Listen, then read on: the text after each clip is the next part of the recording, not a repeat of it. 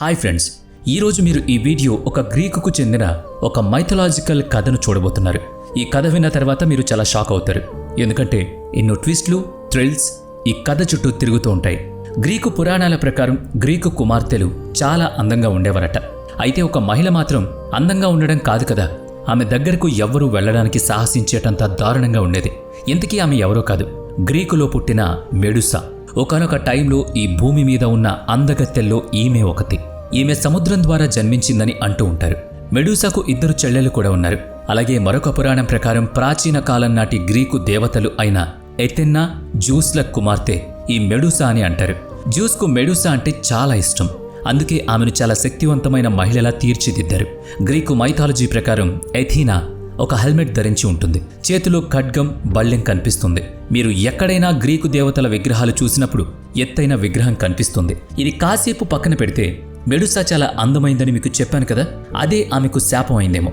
ఎందుకంటే చిన్నప్పటి నుంచి ఆమెను అందరూ ఇష్టపడేవాళ్ళు. ఆమెకు చిన్నప్పుడు ఒక ఫ్రెండ్ ఉండేవాడు. అతను కూడా మెడూసాను బాగా ఇష్టపడ్డాడు. మెడూసా అలా అలా పెద్ద అయ్యే కొద్దీ తన అందాన్ని మరింత రెట్టింపు చేసుకుంది. మరోపక్క ఎథెన్నాకు పరమవీర భక్తురాలు అయింది. ఆమెకు పూజలు చేసేది. ఎథెన్నాకు పూజలు చేయడం అంటే మాటలు కాదు, ఒక నియమం ప్రకారం చేయాల్సి ఉంటుంది. ఎథెన్నాకు పూజలు చేసేవాళ్లు చాలా పవిత్రంగా ఉండాలి. ఏ మగవాడితో సంబంధం పెట్టుకుని ఉండకూడదు. మెడూసాకు ఆ నియమాలన్నీ తెలుసు. అలాగే పెరుగుతూ పూజలు చేసింది. చిన్నప్పటి నుంచి చాలా నిష్ఠతో ఉండేది. ఈ పూజలకు ఎథెన్నా కూడా చాలా సంతోషపడింది. మెడూసా చాలా అందమైంది కదా. ఎత్తైనా పూజలు చేయడానికి వచ్చే టైంలో అందరూ ఆమెను చూడ్డానికి క్యూ కట్టేవారు. మెడూసాని ఎక్కువగా పొగిడేది. అలా అలా కొన్ని రోజులు గడిచే కొద్దీ ఎథెనాను చూడ్డానికి కాకుండా మెడూసాను చూడ్డానికి ప్రజలొచ్చారు. ఆమె ఎథెనా కంటే అందంగా ఉంటుందని చెప్పుకునేవాళ్ళు. ఇది ఎథెనాకు అస్సలు నచ్చలేదు. ఎథెనా చాలా జెలస్గా ఫీల్ అయిపోయింది. నా దగ్గరకు వచ్చి ఆమెను పొగడ్డం ఏంటని కోపంతో ఊగిపోయింది. కానీ మెడూసా తనకు చేసిన పూజలను చూసి చలించిపోయేది. ఒకరోజు ఎథెనాకు అలా ఒక పోసెడన్ అనే ఒక భయంకరమైన వ్యక్తికి ఇద్దరి మధ్య యుద్ధం జరుగుతుంది. ఆ యుద్ధంలో పోసెడన్ ఓడిపోతాడు. కానీ ఎప్పటికైనా ఎథెనాను ఓడించే టైం రాకుండా ఉంటుందా అని వేచుంటాడు. ఒకరోజు మెడూసా ఎథెనా గుడికి వచ్చి పూజలు చేస్తుంది. ఈ అందమైన యువతినే నేను ఎథెనాను ఓడించడానికి సహాయం పడుతుంది అని అనుకున్నాడు. అలా అనుకున్నాడో లేదో, అప్పట్నుంచి ఎథెనాను ఎలా ఓడించాలని ఆలోచించాడు. ఒకరోజు మెడూసా ఎథెనాకు పూజ చేయడం కోసం సామాన్లు తెచ్చుకోవడానికి మందిరం బయటకు వెళ్ళింది. అప్పుడు అతను మెడూసాను పిలిచాడు. ఆమె వెనక్కి తిరిగి చూసేసరికి ఒక పెద్ద అల కనబడింది. ఆ అల అలా నెమ్మదిగా సముద్రదేవుడిగా మారిపోయింది.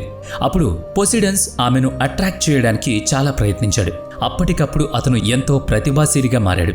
కానీ మెడూసా మనసు అప్పటికి చాలా ప్రశాంతంగా ఉంది. పోసిడన్స్ చాలా రకాలుగా ప్రయత్నించినా మెడూసా పట్టించుకోలేదు. అప్పుడు బలంగా ఆమెను తన వైపుకు లాక్కున్నాడు. అప్పుడు ఆమె అతని చెంపపై ఒక్క దెబ్బ కొట్టి వెళ్ళిపోయింది. నేరుగా ఎత్తైనా మందిరంలోకి వెళ్ళింది. అయితే అక్కడకు పోసిడెన్స్ వెళతాడు. ఆమెను బలవంతం చేయడానికి ప్రయత్నిస్తాడు. ఇదంతా చూస్తున్న ఎత్తైనా కూడా ఏం చేయదు. తనకంటే ఎక్కువ అందంగా మెడూసా ఉందని, అందుకు తనకు సాయం చేయకూడదని అనుకుంటుంది. మరోవైపు పోసిడెన్స్ ఆమెను బలత్కరించి అక్కడి నుంచి వెళ్ళిపోతాడు. అప్పుడు ఎత్తైనా విగ్రహంలోంచి బయటకు వస్తుంది. తనకు పూజలు చేసేవాళ్లు మగవారితో సంబంధాలు పెట్టుకోకూడదు. కానీ మెడూసా అక్కడ తన విగ్రహం వద్దే ఆ సంబంధం పెట్టుకుందని, దానికి దండన తప్పదని చెబుతుంది. కానీ మెడూసాకి ఏ పాపం తెలీదు. అందుకే అమాయకంగా అలా చూస్తూ ఉండిపోతుంది. అప్పుడు ఎథెనా మెడూసాకు ఒక శాపం ఇస్తుంది. నువ్వు ఎవరినైతే చూస్తావో వాళ్ళు రాళ్లుగా మారిపోతారు. అలాగే నువ్వు ఏ జుట్టునైతే నీ అందం అనుకుంటున్నావో ఆ జుట్టు పాములాకారంలో మారిపోతుందని శాపిస్తుంది. ఈ శాపం ఇచ్చిన వెంటనే మెడూసా సినిమాల్లో చూసిన విధంగా మారిపోతుంది. తన ఆకారాన్ని చూసుకుని భయపడుతుంది. భయంతో పరుగులు తీస్తుంది. అలా పరుగు పెట్టి పెట్టి తన స్నేహితుల దగ్గరకు వెళ్ళి జరిగిందంతా చెబుతుంది. అంతలోనే వాళ్ళంతా రాళ్లుగా మారిపోతారు. మరొక స్నేహితురాలు దగ్గరకు వెళ్ళి చెప్పబోతుంటే తన తలలో ఉన్న పాములు ఆమెను కాటేస్తాయి. ఇలా మెడూసాకు ఎక్కడా న్యాయం జరగదు, ఎక్కడా సాయం దొరకదు. మెడూసా ఇలా మారిపోయిందని వేరే ఊళ్ళ వాళ్ళకు కూడా తెలిసిపోతుంది. దీంతో ఆమెను చంపాలని ప్లాన్ చేస్తారు. అప్పుడు మెడూసా ఎవరికీ కనిపించకుండా అడవుల్లోకి వెళుతుంది. అయినా కూడా ఆమె ఎక్కడుందో తెలుసుకుని ఆమెపై యుద్ధం చేసేందుకు ఎంతోమంది గ్రీకు వీరులు వస్తారు. కానీ ఆమెను ఓడించలేరు, తిరిగి వెళ్లలేరు, రాళ్లుగా మారిపోతారు. ఎందుకంటే ఈ ప్రపంచంలో ఎంతో అందమైన మెడూసా ఈ శాపం తర్వాత అందవిహీనురాలిగా మారిపోయింది. అందుకే మెడూసా కోపంతో రగులుతోంది. తనకు జరిగిన అన్యాయాన్ని తలుచుకుంటూ పగతో రగులుతోంది. అందుకే ఆమెతో ఎవరు యుద్ధానికి వచ్చినా ఓడిపోతారు. ఇలా కొంతకాలం గడిచిన తర్వాత ఒకరోజు ఒక గ్రీకు వీరుడు ఆమెతో యుద్ధానికి దిగుతాడు. అప్పుడు ఆమె అతని చేతుల్లో ఉన్న ఖడ్గాన్ని చూసి ఆగిపోతుంది. ఎందుకంటే ఆ ఖడ్గంపై ఎత్తైన బొమ్మ కనిపిస్తుంది. అది చూసి ఆమె అలా నిల్చుండిపోతుంది. అప్పుడు ఆ గ్రీకు వీరుడు మెడూసా తలను ఖండిస్తాడు. అక్కడితో మెడూసా కథ అంతమైపోతుంది. ఇక్కడ జరిగిందేంటంటే ఎత్తైనాను మిగిలిన దేవతలంతా తిడతారు. నువ్వు దేవతవు అయి ఉండి ఒక సామాన్యురాల్ని కాపాడలేకపోయావని, పైగా ఆమె తప్పు లేనిదే శిక్షించావని మిగిలిన దేవతలు చెబుతారు. అప్పుడు తన తప్పు తెలుసుకున్న ఎథేనా ఇలా ఒక గ్రీకు వీరుణ్ణి మెడూసా దగ్గరకు పంపి ఆమెను విముక్తి చేస్తుందన్నమాట.